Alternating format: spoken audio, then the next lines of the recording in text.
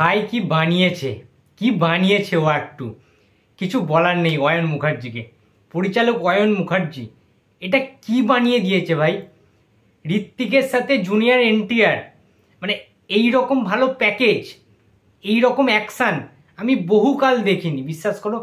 জওয়ানে দেখেছিলাম অ্যাকশান কাকে বলে, পাঠান অতটাও আমার আমনই লাগেনি, কিন্তু ওয়ার্ড টু ভাই গিলে খেয়ে নিয়েছে সবাইকে ভাই, বিশ্বাস করো। ঋত্বিকের তোমরা প্রিভিয়াস যে কাজই দেখো না কেন, ওয়ার্ড টু সব কিছুকে ছাপিয়ে গেছে। এবং সত্যি কথা বলতে কি বলতো, জুনিয়র এনটিআর, আমি ভাবতে পারিনি যে এনটিআরকে এইভাবে দেখানো হবে।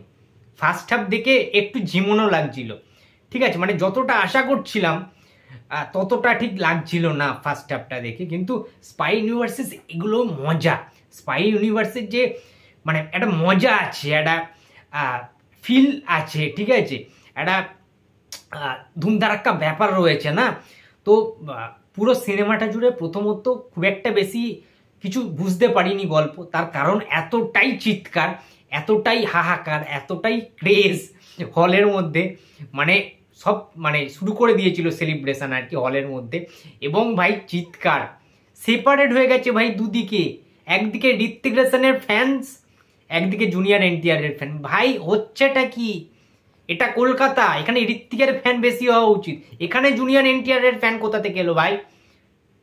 মানে অবিশ্বাস্য ক্রেজ হলের ভেতরে, মানে তোমরা চিন্তা করতে পারছো না বন্ধুরা যে কি লেভেলের মানে ক্রেজ হয়েছে হলের ভেতরে। মানে উৎসব চলছে হলের মধ্যে, নাচানাচি হচ্ছে, সিটি বাজানো হচ্ছে, হাততালি দেওয়া হচ্ছে, আর ওই চিৎকার, বিকট চিৎকার, মানে পাগলামি, ক্রেজি মুভমেন্ট ভাই হলের মধ্যে। এক একটা ডায়লগ তো শুনতে পাচ্ছি না, অ্যাকশন দৃশ্যে সব বিশাল চিৎকার চেঁচামেচি।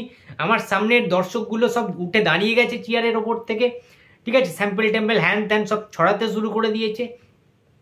মানে এই রকম পরিস্থিতি হলের ওয়ার্ড টুতে।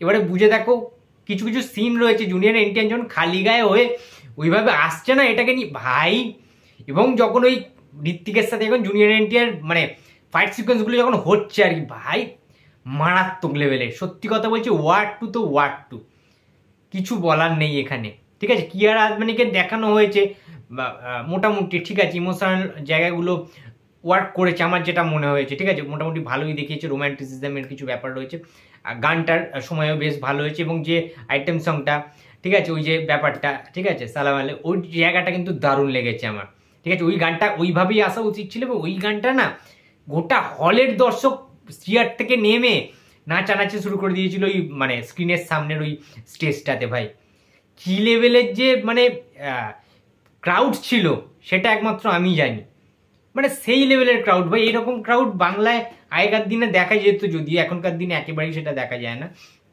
দেবদার মুভির খাদানে দেখা গিয়েছিল আগের বছর, ঠিক আছে, বাট এইরকম ক্রেজ একমাত্র শাহরুখ খানের ছবি, সালমান খানের ছবিতে হয়।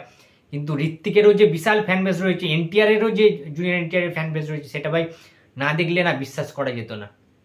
বিভৎস লেভেলের ক্রেজ তৈরি হয়েছে হলের মধ্যে, মানে বলছি না যে এটা যেন মনে হচ্ছে কিছু একটা হচ্ছে ভাই, পার্টি ফার্টি হচ্ছে, ঠিক আছে।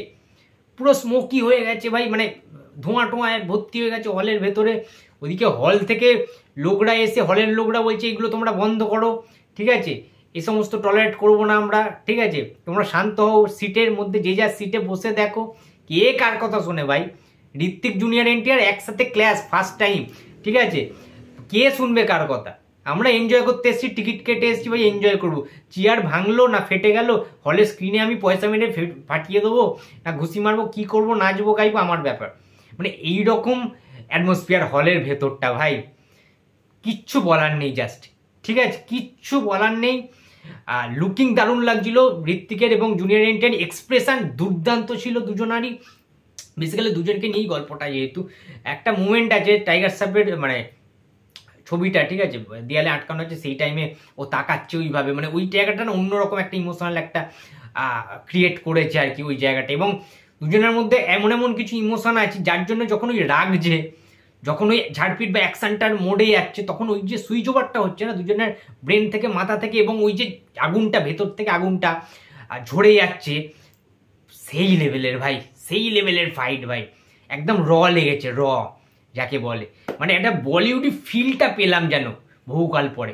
ভাই দুর্দান্ত হয়েছে ওয়ার টু কিন্তু ভাই সমস্ত রেকর্ড ভেঙে দিতে পারে আমার যা মনে হচ্ছে যতদূর। দারুণ লেগেছে ওয়ার টু। ঠিক আছে, তো বন্ধুরা তোমাদের যারা যারা ওয়ার টু দেখেছো তাদের কেমন লেগেছে জানিও। ভিডিওটা ভালো লাগলে লাইক করো, কমেন্ট করো, শেয়ার করতে ভুলো না। যদি চ্যানেলে নতুন হয়ে থাকো তো প্লিজ সাবস্ক্রাইব মাই চ্যানেল। দেখা হচ্ছে পরের কোনো ভিডিওতে। তো টাটা।